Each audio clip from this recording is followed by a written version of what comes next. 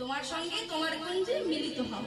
রাধারানী সখীদের ডাকছে, সখী যে ভগবানকে কত ধ্যান তপস্যা পূজা অর্চনা করে পাওয়া যায় না, সেই গোবিন্দ আজকে নিজের থেকে আমার কুঞ্জে আসবে, কত আনন্দের কথা।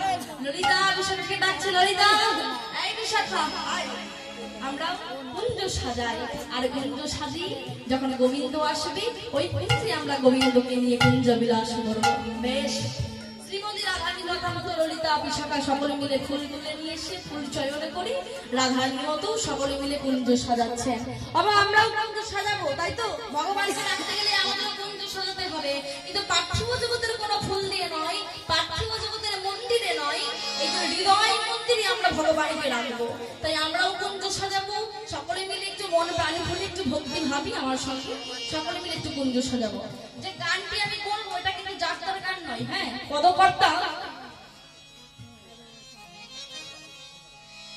যিনি পদকর্তা, হ্যাঁ, নাম কি জানেন?